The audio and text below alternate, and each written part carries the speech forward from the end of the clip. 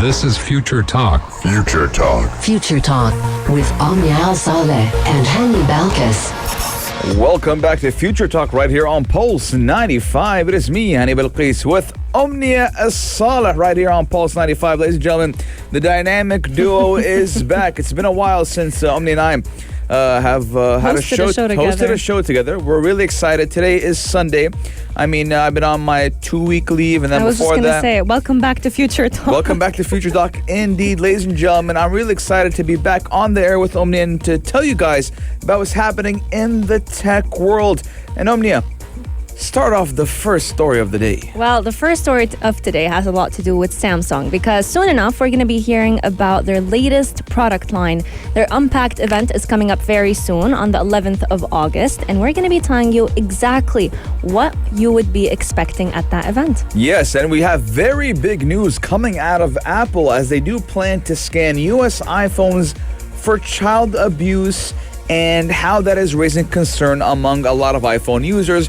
Actually, Mleiha, believe it or not, yesterday I was watching a 30-minute video related to the topic. Really? And I have a lot of comments I do want to make regarding this story, so I'm really excited to get into that. Well, I'm excited as well, because we always say iPhones are listening and watching whatever we do. But now, this is being taken to a whole other level.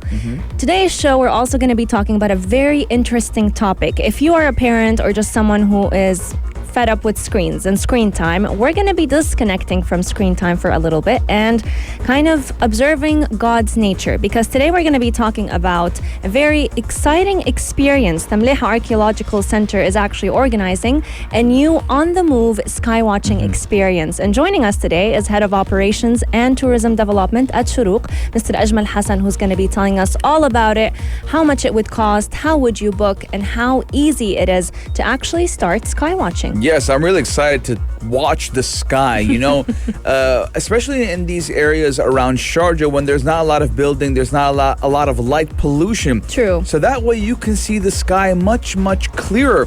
And ladies and gentlemen, you guys do know that we love to watch the beautiful sky, and we like to look at the stars, and we like to look at, I forgot the word. The meteor shower? Not the meteor shower. Constellations. Yes, that was the word. See, I'm not on Future Talk for 2 weeks, and then my vocabulary starts to go down. Ladies and gentlemen, I want to know your guys' thoughts. 4215 Durat Salat or on our Instagram at Pulse95 Radio. We're taking a short break, but when we come back, we're talking all about the Galaxy Unpacked. Daily digital news. Bits and bytes connect our world. Your quick roundup of everything that is happening in the tech world, in the UAE, and all around the world. Today's tech news has a lot to do with Samsung, because we are expecting... What did Sam sing? That's a lame one, but a good one. Yeah, it's so lame that you laughed so hard. Like, you guys should have seen her scoff. She was like... Because I remembered there was another lame joke that Mikhail Atiyah from Afternoon Karak said on Thursday, and I've yet to remember. You're hosting shows with other people? Of course not. I wouldn't do that to you in Future Talk. It's an old Arab joke, you know? It's an Arab dad joke. Really? Yeah, Samsung. What did Sam sing? I don't miss hosting Future Talk with you anymore. So tell us, what did he sing? I will tell you exactly what he's singing on the 11th of August, because Samsung is actually set to launch its second biggest product launch of the year in just a few days. And we're expecting 2 new foldable smartphones and a brand new smartwatch. But let me tell you, honey, that foldable phone comes with a very, very hefty price tag. Yes, indeed. And I could believe, Mleiha, that, Samsung, when they come out with these products, especially because there's not a lot of competition in the market, when it does come to foldable phones, obviously they're going to have a pricey price tag. Now, the new products will also help the company to actually diversify its current portfolio and even attract more customers and strengthen its premium lineup of electronic devices. Now, we do know, Mleiha, when it comes to the word premium, we're looking at iPhones, right? True. And you're probably like, honey, come on, more with the iPhones again. But listen, when we're talking about premium line, iPhones, and when we're talking about budget line, it was Samsung. And for the longest time now, we do know that Samsung was budget and they had the premium line, and iPhone had only premium. True. And then they went to the business model that said, hey, we'll have those budget phones as well. But it didn't kind of really kick off. And I think Samsung has taken the approach now that, hey, we're only going to be premium now. And we're looking at that when it comes with the foldable Samsung phone, which, Omni and I have seen it happen back in 2019, I believe. I think so. And when they first launched them, they had a lot of issues. I think we've had Samsung even recall a few of the phones for broken screens. The hinges of the foldable phone were not functioning the way it is. But we do know that Samsung tends to kind of release the technology and then perfect it as it goes, while Apple waits, perfects it, and then launches it. Now, the two new Galaxy foldable phones are the Galaxy Z Fold 3 and the Galaxy Z Flip 3. And the last time I checked, these phones actually go from a starting point of about 7,900, something around that. And the most premium line with the full specs would even get to 11,000 dirhams. Now, Omni, I actually had my hands on a Fold about 2 months ago. I had my hands on one. My friend got it. And, when it folds out, it's great, but I didn't like the aspect of it in your hand. How big it is? It kind of felt like a Nokia. Right? Because it was so bulky and bulgy, it was like, I don't know, like I didn't feel, I was like, how do you like it? He's like, I like it, it's great, I watch series, I do whatever I want on it, and he needs it because he's always on the go, and he likes it a lot. But Omnia, funny enough, he has two phones, a Samsung Foldable and an iPhone Pro Max. To be expected. Right. I mean, again, I asked him why. He said some things on the Samsung, you won't find it on the iPhone, right? And vice versa. And he says he usually uses the Samsung for TV shows, reading books. And, when you think about that aspect, it kind of comes to me like, hey, why don't you just get an iPad mini? True. Right? And what Samsung is trying to do is basically be that iPad, notepad, plus phone device. But in my opinion, I feel like how big it is another complaint that I have, but I feel like it's something people will kind of get used to, kind of like how we've gotten used to the Pro Max. Still, some people hold it and they think, oh, it's too big, it's too bulky, it does not fit my pocket, why am I going to have it? Now, Omnia, when we're talking about, bulky and big, 100%, so actually yesterday, Omnia, I was contemplating, do I really need a phone this big, right? And I was thinking to myself, maybe with the next iPhone, I'll get the normal size, because sometimes, Omnia, like, it's big, it's bulky, and if you don't have a cover, it's going to fall on your face when you're on your bed. Right? And I was thinking about it, but then I thought about something right when you were mentioning it, Omnia. Right? There's a difference between the foldable and the big phone, right? True. The foldable, are you going to be using it all the time as a foldable? Yeah. Because sometimes, Omnia, you just want to send a quick message. True. Right? You just want the single fold. You don't want the double fold. So I think, it caters to some users, but I don't think a lot of people would be inclined to buy a foldable phone. Well, let's hear from everyone. Are you inclined to buy the new Samsung, I think it's called the foldable, Is it Omnia, the Galaxy Z Fold or 3. Z? I say Z. I say Z. You say Z? You say Z, Sesame Street. You say Z? Yes, I say Z, you say Z. Oh my God. What do the listeners say? 4215, do it slots or on Instagram at Pulse95 Radio. Is it Z or is it Z? I say Z. I think Z. Omnia thinks Z. 4215, taking a short break. But when we come back, we're not done with mobile phones just yet. We're talking about Apple's iPhone and their new privacy concerns. Daily digital news. Bits and bytes connect our world. Bits and bytes do connect our world, but what is the medium that lets us connect to our world, which obviously is mobile phones, the internet, and mainly just in this day and age, it is mobile phones. And today we're talking about Apple's plan to scan US iPhones for child abuse, and that has actually been raising a lot of concern in the community and between Apple and iPhone users.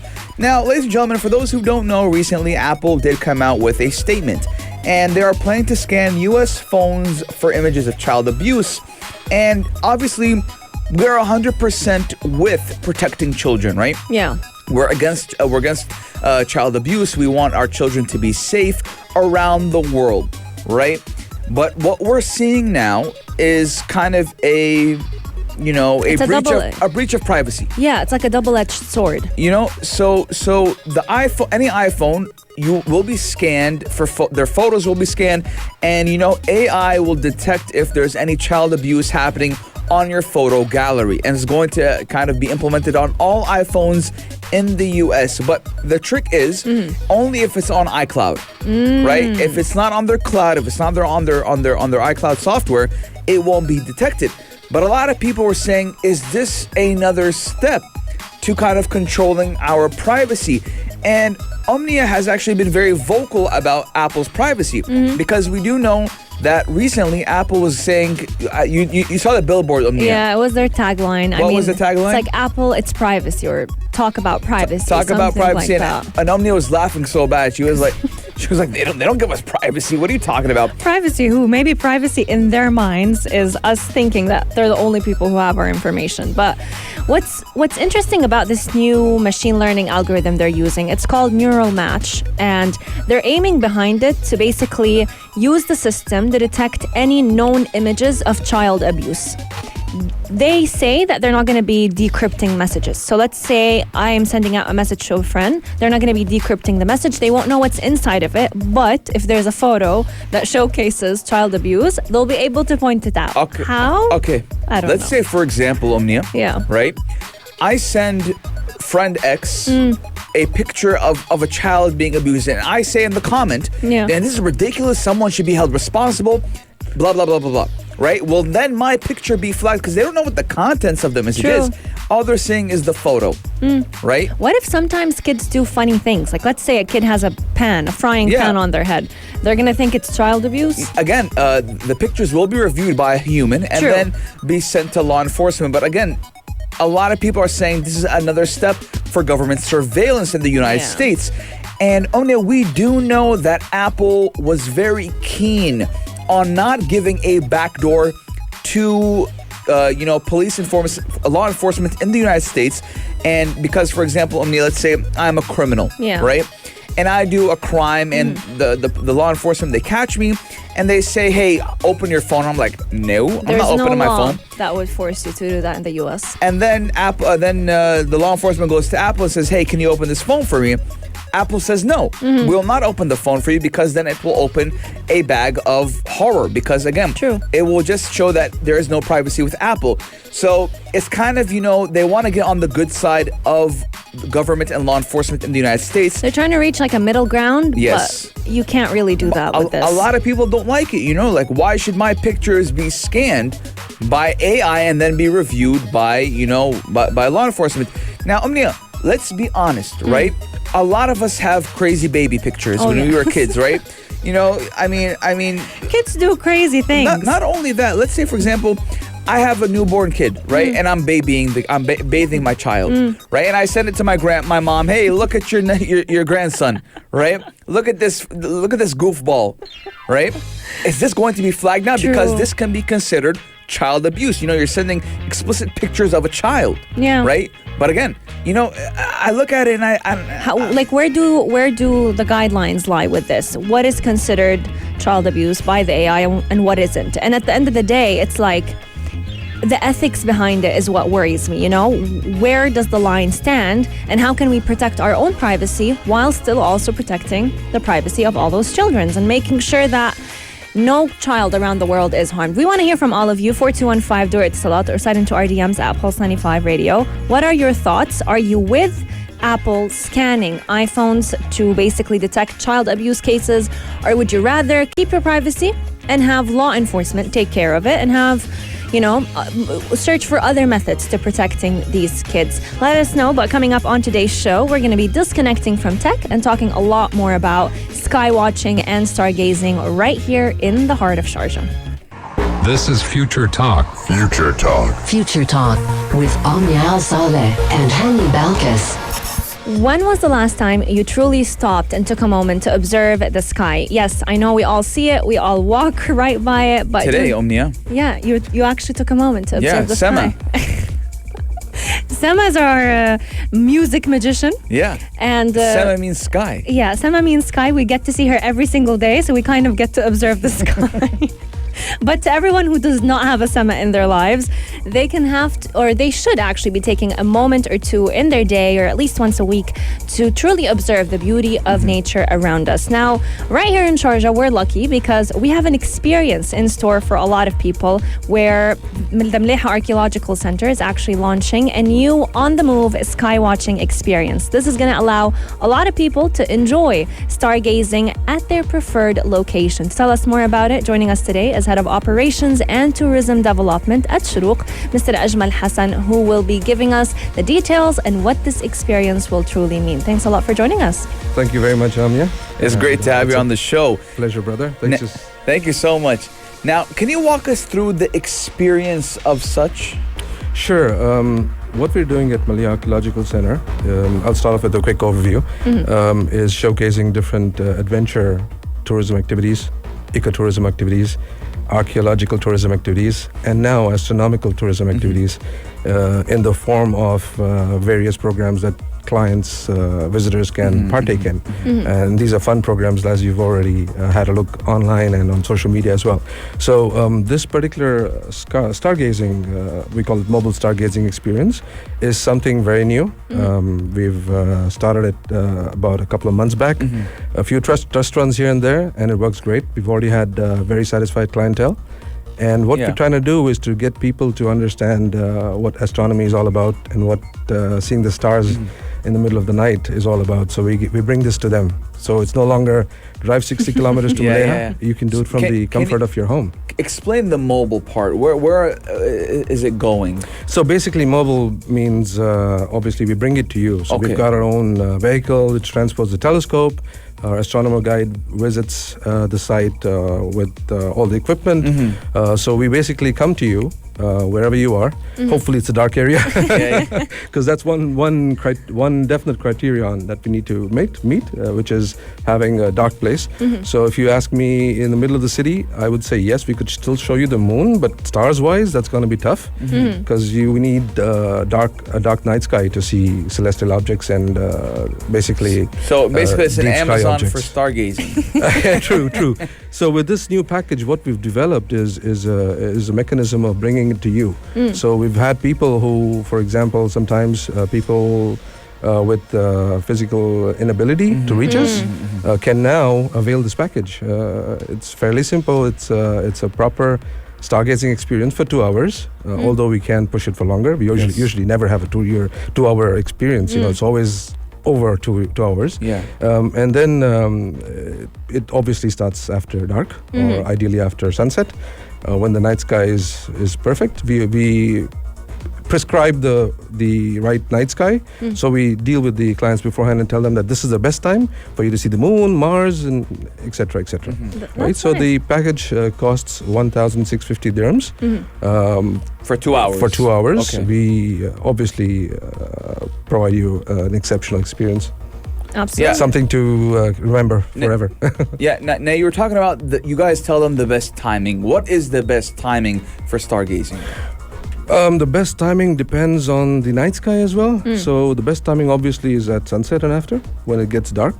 The darker it is, the better it is, because when it's a dark sky, you see more. So after Maghrib prayer. After Maghrib prayer. And ideally, if you want a proper stargazing experience, you got to cancel out the moon, which means the moon should not be fully prominent as a full moon, because the moon is so bright at night, it can fade out other stars and other deep sky objects. So ideally, when the moon is not optimally bright, is the best time to stargaze. That's interesting that you've mentioned this, because Hani was just talking about how to really do stargazing, you do need to basically move a little bit away from the city life, try to move away from all the light pollution that we see around us. But definitely, whenever we talk about sky watching, a lot of people tend to think, I don't really know much about astronomy.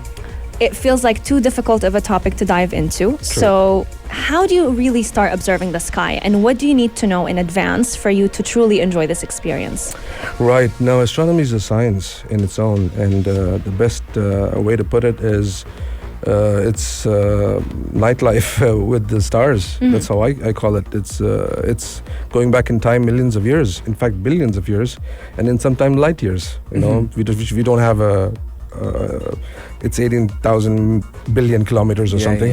All right, so that's the distance light travels in a year. So astronomy is all about starlight and cosmic light and everything that reaches us from miles and thousands of millions of kilometers away. And astronomy is quite special as well, especially in this part of the world, because astronomy, especially star names and naming stars, started in Arabia. True. Right? And it's We have- getting to know our own culture. Exactly. Actually. 1,000 years back, we had very prominent astronomers on Arabia, Yes. like Abdurrahman al-Sufi. He's one of the most prominent Arab / world astronomers to date. True. And he named thousands of stars. So we are also not just talking about stars, we're talking about comets. Yeah. We're talking about meteorites and meteors. All right? Can you view planets as well from the telescope? Is Oh that capable? yes, Yeah. oh yes. You can view Pluto, which is no longer a planet, but you can even view as far as Pluto. Yes. But ideally, you can see Jupiter, Saturn, Venus, which are stars that you can see. Planets that you can see with your naked eye many times. But imagine Up zooming close in and on personal, them. yes. We've got Celestron telescopes, which are top notch. 11-inch, 13-inch, 15-inch telescopes, which magnify it many times manifold. You know? Now the question is, how big is that vehicle to carry such equipment, right? Because I'm imagining it's on the go, right? So how big is that vehicle? You'll be surprised it would fit in your car. Ooh. All right. It's not a massively heavy telescope. It's an 11-inch to sometimes 15-inch telescopes that we use.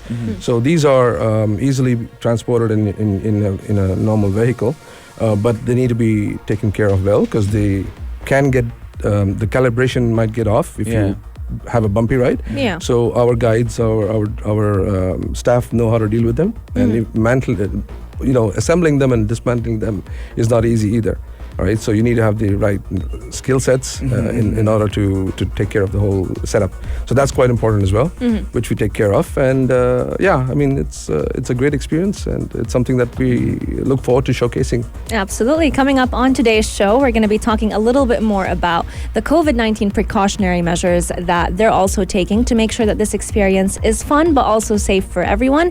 And an event that is actually coming up in just a few days, the meteor shower that we can also be exploring at Mleiha as well. To find out more about it, make sure you keep Pulse 95 locked, and we'll be right back. Future Talk. This is Future Talk. With Omnial Saleh and Hani Balkis. Are you tired of the endless "I'm bored" announcements that you kind of hear from your kids in the summer break? I hate when my kids go like, You I'm do? bored. I do as well. We both don't have kids. But I know that a lot of people are actually sick of hearing them from their kids, and they never seem to end. So today we're coming to you with a brand new idea that will keep your kids entertained without using screen time. Why don't you try stargazing? That is happening right here in Sharjah. The Mleiha Archaeological Centre has launched a new on-the-move skywatching experience, and today, the head of operations and tourism development at Shurooq, Ajmal Hasan, has been telling us all about how easy it is to book this experience and have it very safely. Thanks a lot for joining us once again. You're most welcome. Thank you for inviting me again.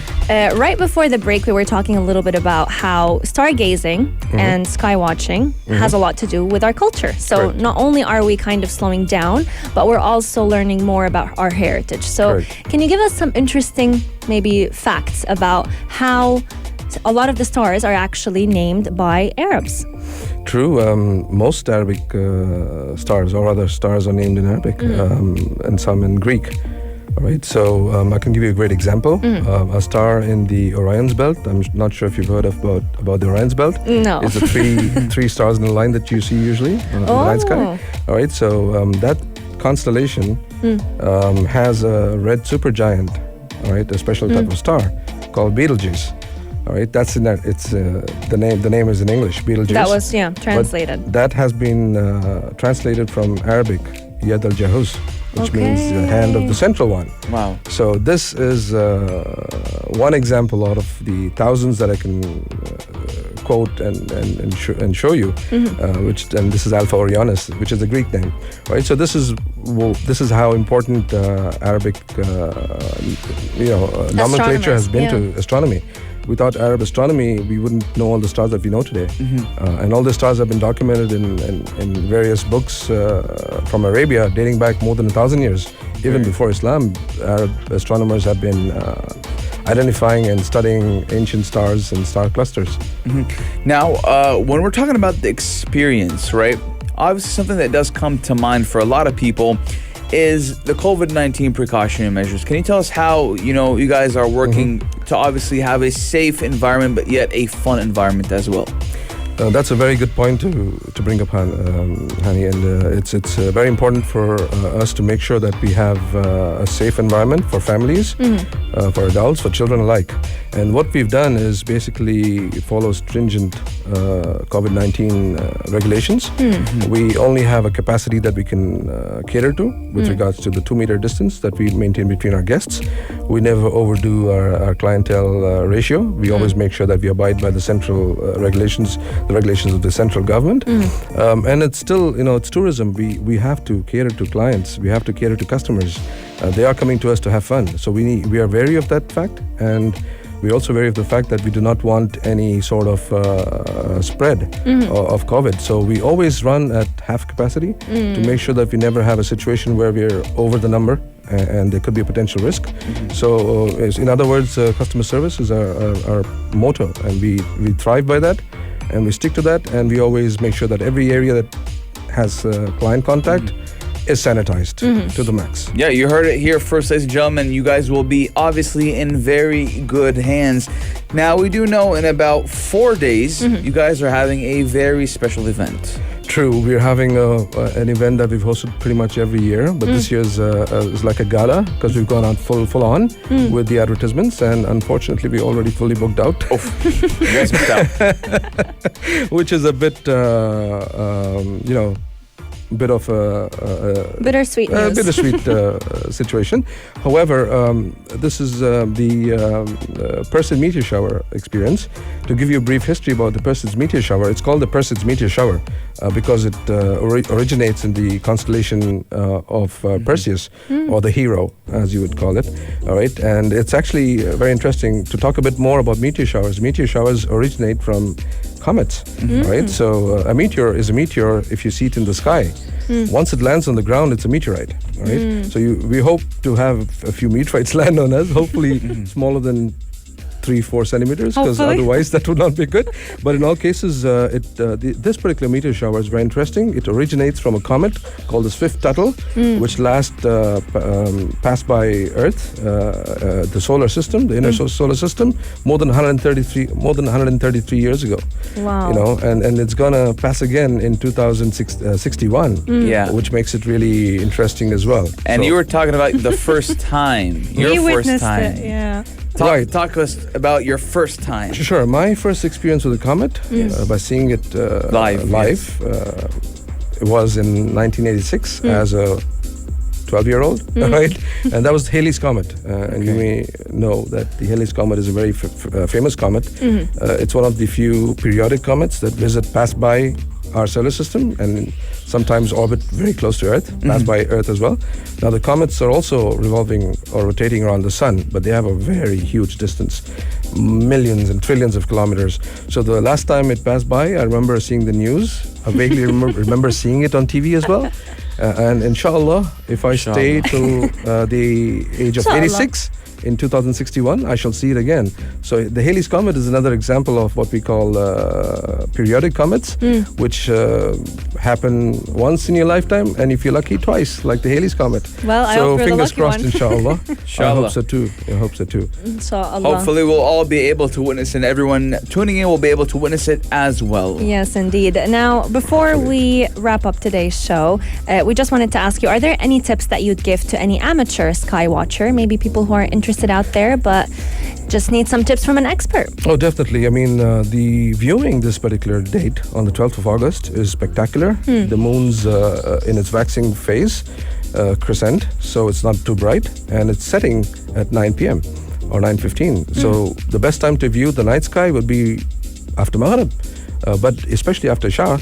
After the Isha prayers, you can actually find a good dark spot, find a safe spot, please, far away from vehicles and far away from civilization, hopefully, so that there's not too many lights to block your view. Put on a carpet, lay down on the ground, look up to the night sky, and enjoy the view. Very romantic. Very relaxing. Very relaxing and very unique. Yes. You won't get to see this for another year at least. And don't be disheartened. You will be seeing at least 60 meteors per hour when it's at the peak. The peak starts from 9 p.m. and goes on until 3 a.m. So you have a big You've got a big window, yes. You've got a big window. If you miss out the earlier part, stay till after 12 a.m. because that's when it's the finale. Wow. In many ways, as we speak, the meteor shower is happening, but the sun cancels out the light, right? So you got to make sure that you've got a couple of days more, but today's the peak, or rather the day of the event would be the peak of this meteor shower. Nice. 12th of August. Amazing. You guys heard it from the man himself. 12th of August. Keep that date on your calendars.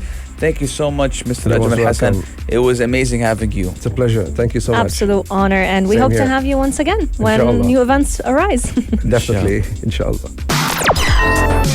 Gadget of the day. New tech you might want to play with. Pulse 95. New tech you might want to play with or even clean with. Yes, ladies and gentlemen, we're talking about cleaning your tech and how Amazon has launched a smart soap dispenser with a timer to make sure you wash your hands within 30 seconds. Now, we do know, ladies and gentlemen, because of the COVID-19 pandemic, washing hands has always been a priority, has always been a necessity. But now, obviously, we kind of prioritize it to the maximum to kind of save ourselves from COVID-19.